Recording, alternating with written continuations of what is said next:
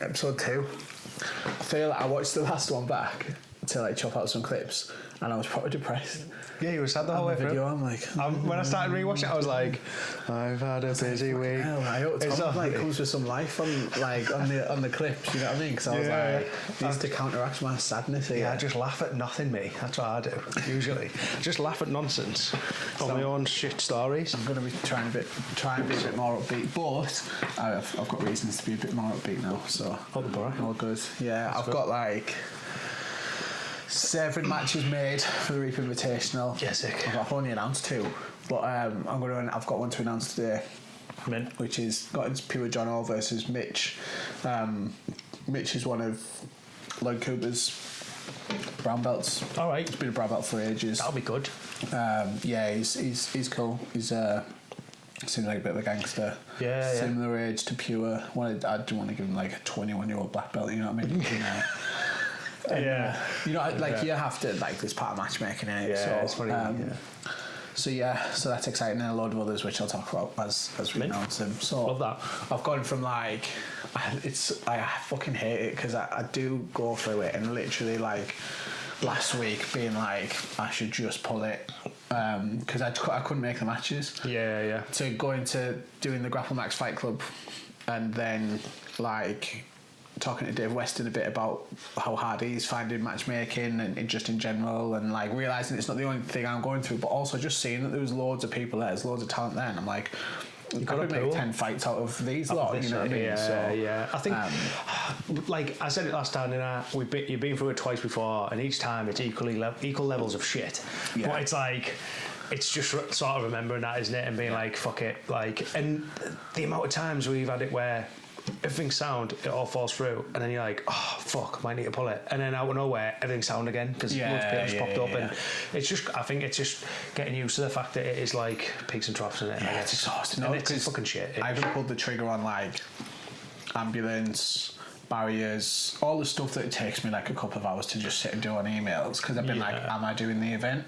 Yeah. You know what I mean? Now I'm like, okay, I need to just do all of that and like sort out sponsors and all that shit. So I'm like, okay, my event's happening. Shit, that also means not just like matchmaking. I need to do everything the rest else. of the shit. And I want to up the live stream. Like I liked what we did for Fight Club in terms of like the graphics on screen, but it could be better. Mm-hmm. And that'll only make Grapple Max 3 better as well. Yeah, like down the line. So it's all just tinkering in it. Getting there. Yeah. So last week was a bit mad. Speaking of Grapple Max, that was fucking class. Yeah. And I was unsure. I was both buzzing for it, but equally I think because I was like, oh, I've got a long ass fucking drive here. Yeah. I was like, oh, I wonder what today's gonna be like. And I think, like similarly, it's like because we've done Grapple Max twice, they are long fucking days. So I was shit, is this going to be another one of those? And I'm going to be just like, I only have a few days off. I had loads of my own shit I need to do as well. I was like, how's this going to be? Is it going to be a long slog? And then I got there and like, the space was great. The vibe was good. Yeah. Everyone was like everyone was starting to buzz, weren't they? The more the room filled up and that, and the more familiar faces showed up and some unfamiliar faces, it was like, okay, yeah, this is the vibe. And it was just fun because it's the Storm HQ. You just got loads of powerlifters downstairs screaming. Yeah. Every now and again I was like, who's got a heel? Go on. Yeah, I was like, someone's got a heel hook, like what's happened? But it's just some fucking meatheads down the bottom, like powerlifting, just egging each other on, and it was just like, and then it was just a good laugh, like bit different, smaller, and then it did feel like a Fight Club. Yeah. Which is like the shit we like, innit? So it was fun, man. It was funny because I was chatting to Dave Weston and he was like, there's more people sat down than I thought there would be. And he was like, because when I spoke to him the night before, he was like, wanted it to feel like like a Fight Club, like the everyone stood around like hay bales, like bare knuckle boxing style. And I said, oh, like on Snatch, when he like lifted, and he was like, exactly. And I was like, that's exactly what I pitched my event as. You were in the room, Dave. So I was like, that's what my event is like.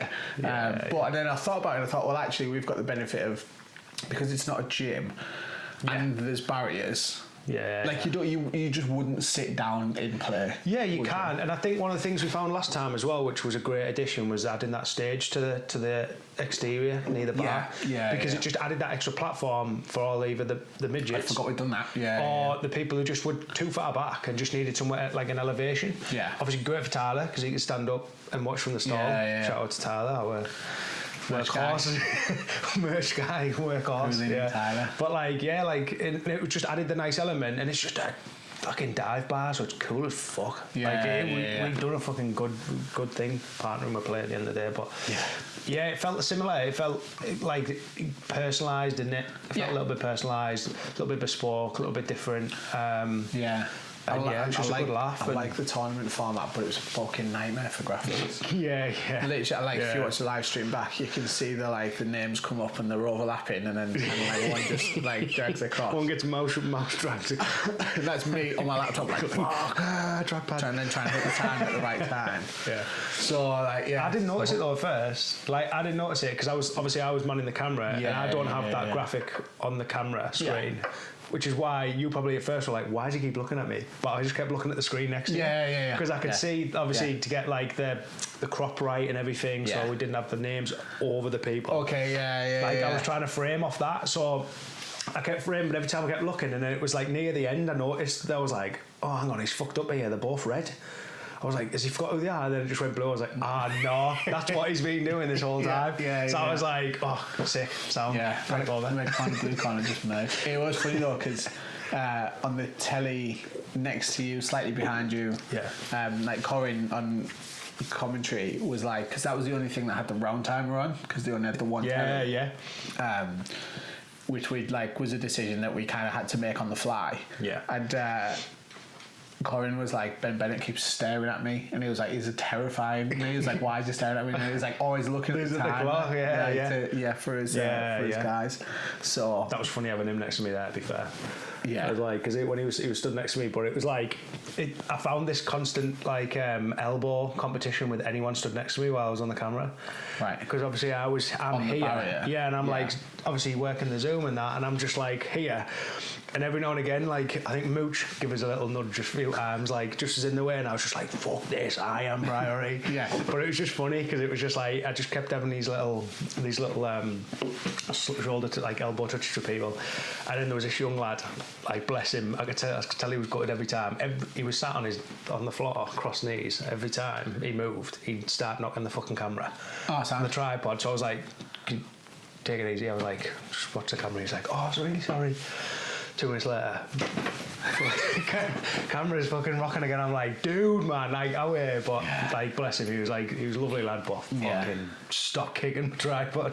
Part and parcel of the event. I mean, it was funny because I ran over to Rick had got one of the guys to like just stand next to one of the static cameras in the corner. To make sure nobody knocked it over, and it was just like one of Rick's guys, you know what I mean? And I'd run over in the intermission to sort the battery issue out. And kind of like ran over the camera and he was like, and I was like, oh no, it's my camera. Like, it's all right. Like, he obviously didn't know who I was. He was just the camera guy. The camera job was to protect that camera, and I just ran over, started pressing buttons, and But I was like, I promise you, it's my camera. Double leg jet. I know, okay, now. So good weekend, long drive. I mean, like, I won't get in the weeds of it. I'm about to put a reel out about it anyway. But I went like Essex 2 days, Shrewsbury, night, day, home. Just dead. Like Sunday, like he was like, "What's wrong with you?" And I was like, "You don't know." I was like, you could have seen my car on the sat-nav map. I was like, I want to be here. And play with my kids and that. I need a minute. Let me have a stick. Every 10 minutes, I need a minute to like recalibrate and twitch. I'm only just like I just whipped my camera box out earlier. I'd unpacked everything, but I'd only just like I was like, oh, I need to charge like. I was like, I'm so used to like a small shoot. You tend to finish a shoot, get home. I don't know about you. I kind of offload and back up stuff, and then like charge my batteries and stuff. So it's kind of ready to go out the box. But after I haven't done any of that, I was like, all right, Tom's coming out. I'll get the camera. And I was like, oh, what camera? Where are the batteries? Like, what is everything? Just like in the garage, like. To be fair, we didn't mint pack up was legit. Even though we just like shot it all in, it was like. Considering normally we just like fucking just fill the boxes up. Get home, I can't be asked. Because like it's a 7-hour show or whatever. I mean, we had a conversation the night before about amount of matches. And that conversation, we know which side I lie on, but like if we either have, and I'm not really involved in that process, but I'm glad I had a voice, but like if you have 45 matches, you fill your venue without advertising. Yeah. Because the fighters you do a ticket deal and they fill it up. Yeah. Or you do 20 high quality matches, maybe 25, I don't know how many they're going to do. And then you advertise. And you have to be really smart with your ad campaigns and put some money behind it. Yeah. And lean in towards the kind of 20 matches. A more high quality event, maybe a bit of a shorter event, which is music to my ears, really. Yeah, absolutely. Well, that's the whole point we did ours like you did, isn't it? It was the idea that like you don't have to have 7 million Jiu Jitsu matches. Like less is more a lot of the time. And it's like quality over quantity. It's like everything, isn't it? And I get it, and I see it. And what happened last year was like there was maybe 30 matches, and then like a week or two before, because I was like developing the graphics off information I was getting from the guys, and I was like, I think I've done all my graphics, and then they're like, oh, we're on to 10 more matches for the other cards, and I was like, what? A, okay. Yeah. A, I'm thinking, fuck me, this is a long day.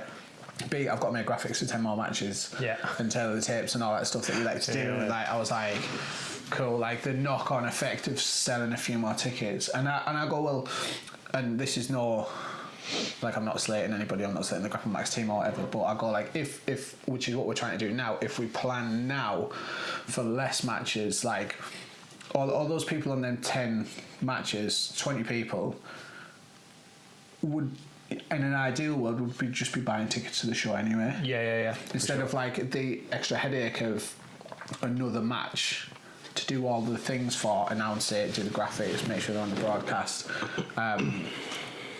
and like alter your running order and all that, just for them to like get the mam to buy a ticket. I'm like, they would probably, like Person X would probably buy a ticket anyway. Absolutely, yeah. Not to discount like lower level grapplers or whatever, but I just think all the mums. Bring your mums. Bring your mums as well. Do it for the mums. Yeah. So yeah. Well, but we'll see how that goes. I'm like, I've got a couple of ideas, and I've been chatting to the guys this morning about like some YouTube bits we're going to do. But I'm like, I need to like autism focus on invitational. Of course, yeah. Box that off, and then I've got 3 months to grapple max. We haven't got. I was going to say like it's funny when Tyler put it in the chat, didn't he? Then he was like, "What the fuck?" Like the invitational is like in 4 weeks. Yeah. Yeah, I know.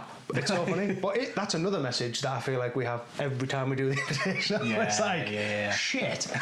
So like it's coming off, which is mad. It is mad. Like I'm proper so hyped for it, and it's like how it's just on the day. I love the day of me when we've done them, and it's like the build-up's been a bit fucking hectic. Yeah. And then like before we know it, like we're set up and ready to go. I'm like, yeah. We're on. Let's go. It's not a fucking chew.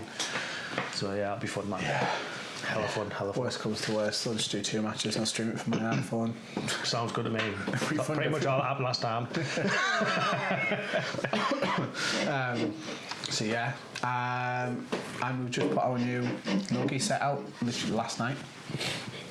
So I've got this wonderful picture here. Original. I wanted to harp on about that as well for a bit. Like Curtis drew that about 3 months ago. It was me kind of tweaking the design, having issues with like shipping stuff over because of the international conflict, which is always good fun.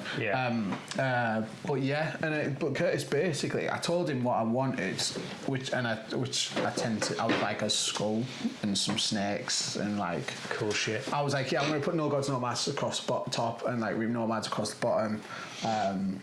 But like have out the skull and all that, and then I went to the tattoo shop one day and he was like, "Oh, I've drawn this." He didn't frame it; I've framed it, obviously. But like, you can even see the perforations and the little lines that he's used for like the anti-AI movement. Yeah, and he was like, he drew that wrote that Reap Nomads, and he was like, I don't know how I can fit it on the top, and I was like, just leave the typography to me. So I ended up photoshopping like that out, or like. Maybe I just killed the text and re-put like in our font across the bottom, and then that I had to kind of like mangle and double up to fit like no gods, no masters and stuff. So I hope I didn't ruin your design too much, Curtis. But looks legit. Yeah, fireman. And that needs to go somewhere. It feels weird not having anything up there, but I like that. Even in a frame, you can see perforations from his A3 drawing pad and stuff, and the guidelines and like pen and paper. It's gangster. It's wild, Curtis, how Curtis will just sit at home and draw something for you, like within 30 minutes. Like the amount of tattoo, like my experience with tattoo artists is you tell them we design, and then like some of them might slave away and like try loads of different designs, this, that, and the other. And like every time I've like said to Curtis, like, can you design this? Or like I was thinking this, like my cyberpunk one. Yeah. Like he did it the night before at like 11 o'clock at night. Yeah, what'd you think of this? And then I went in and I'm on. He was like, "Oh no, mate. Yeah, do you want to have a look?" Like I made a few little changes here and there. I was like, "Mate, that's fucking unreal." And she did it like 30 minutes on the night. And like the night before, like, "Oh yeah, I've got an appointment tomorrow," and it's like unreal when he's done. It's mental. I remember being on tour with Curtis, and I was managing Skins and Needles at the time. He was an apprentice. We were in a band together, and he was like all in on tattooing. You know what I mean? And he's still in a band now, but like it was clear that like career-wise he was going to be a tattoo artist. Yeah. And I was like, when the whole time I worked at Skins and Needles, I was like, if I really like committed myself to the art of drawing, I could be a tattoo artist if I wanted to be. Yeah. Like I was like, but if I do it, I'm gonna have to draw 10 times a day, like every day. Yeah. And like kind of do an apprenticeship while I'm working there. But I was like, but there was a path for me if I wanted it. Yeah. And then I remember like we were like driving to some arse end of the country, and Curtis like whipped out his notebook and just started drawing. Yeah. And he like drew something, and it was incredible. And I was like even back then as well. Yeah, it was amazing. And I was like, and I looked at it, and I was like, I'll never be able to do that. So I was like, there's no point. Yeah. Like I was like, I'm good at other things. I'll do them. I was like, he just, without knowing, shattered my ever being a tattoo artist dreams. Like, and I was like, because it was, and like, he's one of the few people on the planet that. Because even we used to have these drawing competitions where like the thing was always like draw horses quickly in like 2 minutes or something. So all the tattoo artists, you put a timer on so you could draw horses because horses are really hard to draw. Yeah, legit. And then like, and he'd always like smash it. Yeah. And other people in there, like they were phenomenal tattoo artists, but maybe didn't have the like pencil like skill. But he's always just. But so my view was like he's always had that. And then like years later, I think I told him that story, and he was like, no. He was like, yeah, I can do that.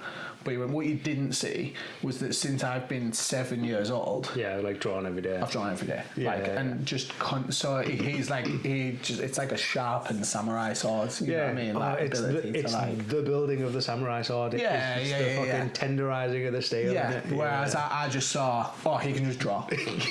Like he is a freak of nature. Yeah. But then equally, I was like, for me to catch up to that level, like the 10,000 hours thing, I was like, I'm gonna have to draw 15 times a day, and maybe when I'm 70, I might have put the same amount of hours in. Wow, do you know what I mean? Sleep. You have to do all that. So I'm not it's ridiculous, all because it's like we know this. We do Jiu Jitsu. We know that every single day you turn up, every single day you get slightly better. And then it's so applicable to everything in your life. You just do something enough. You get better. Just keep showing the 10,000 thing. But like.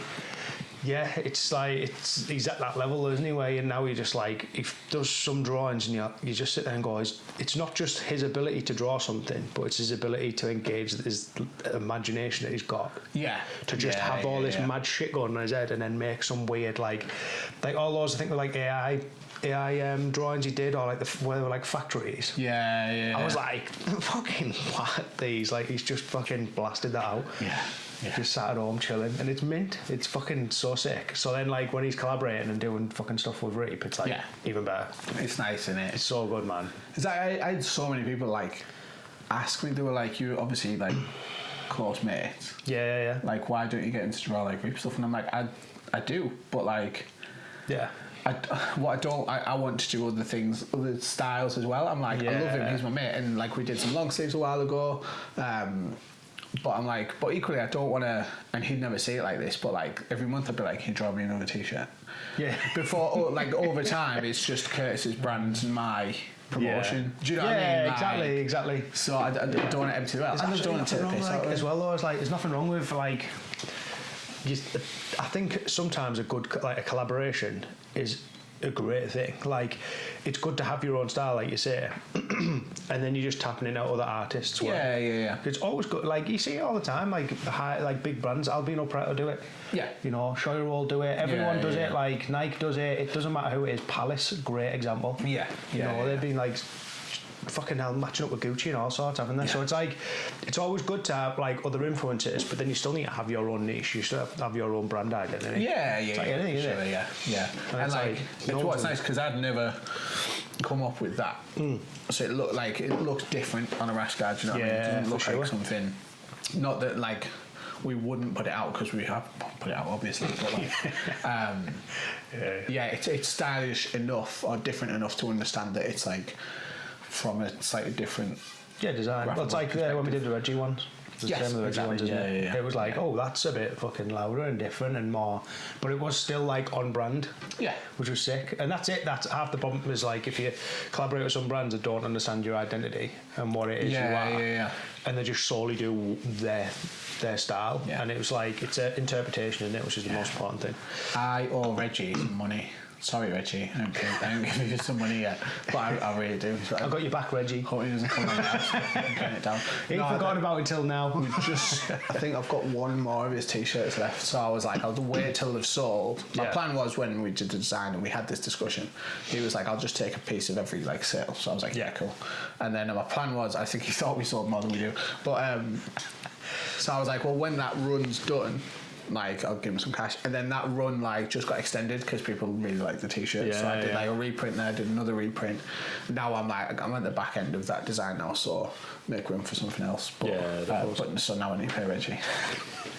Buy tickets at Invitational means I can pay Richard. Most importantly, help us fill the room. Well, yeah, that'd be nice as well. Yeah, legit, man. It's funny because I have this, and I had this like mirror conversation with Rick Strom like 2 days before Fight Club. He was like, I'm really worried that it's going to be really busy, and I need to plan for it to be really busy because where do you put everyone? Yeah, because it was tight. Everything that comes with on that. Was tight. But it's like, I'm also really concerned that no one's going to turn up, so then what do we do? And I was like, I had this entire like brain gymnastics with the last every event where I go, no one's coming. No one's bought any tickets. The amount of times you do that is unreal. So, last time I had a meeting with Aaron like 10 days before because I was like, I'm really sorry, no one's coming. Like, you're not going to make any money on the bar. Like, And he was like, I don't care. Yeah, because he's Aaron. Because that's Aaron, fucking mint, and so I was like, what I'm going to do is just like focus on the digital product. I've still got all the matches. I'm still going to live stream it. I was like, it's just going to be like, almost like a closed doors event, and I'll frame it so you can't see that there's no people in there. Yeah, you like no audience shots basically. Because there'd be no audience. So I was like, right, cool, okay. I'll still make a really good digital product, which is what I said to Rick at Fight Club. I was like, we'll just focus on the live stream, make that fucking mint. So even if no one turns up, we've got like a really good thing there. Yeah, legit. Obviously, it happened with Invitational 2, then we sold out the next week. Yeah, but it was the week before the event. Grapple Max Fight Club was obviously really busy. Yeah. You just go, all right, okay, but fuck me, like, you do some mental gymnastics. Mate, you do, like, it's just, it's that. I just love the fucking Field of Dreams quote of like, build it and people will come. Like, build something cool. No, it's not. It's so true. But it's people have come though, haven't they? And they fucking continue to come. Like I've known people have taught me already, saying like they're buzzing for it. So I'm like, I've no concerns again. It's gonna be class. I know I have people that are like, I can't wait, and I'm like, it's gonna be mint, and I'm like, now, please. I know. Well, to me, I was talking to Courts like about, because she was like talking about her artwork and that. It's like, even if it's something we can fucking dish out of the winners or something, you know. I'm still gonna need to get the fucking artwork.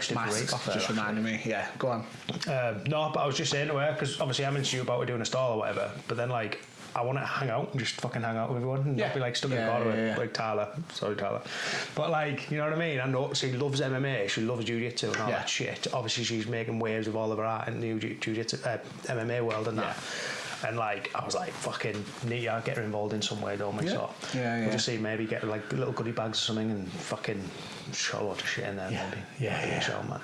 Yeah, I'm really bad at like where like Grapple Max and Strong are really good at like looking after all the athletes with like they give them these fucking big like strong goodie bags full of supplements and all that.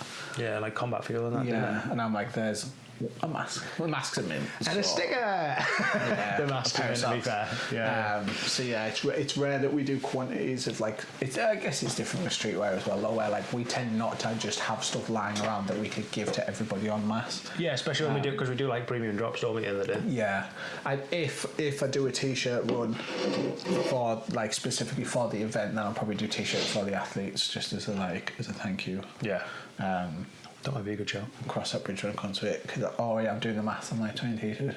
Yeah, do I want to get everyone quid to that? Yeah, get everyone sizes. No, yeah. Maybe I'll just do a front print because it's cheaper. Sizes. Oh, fuck that. Yeah, I'm not doing it. Dad, not forget a high resolution image of athletes in it. Yeah, that's been fun.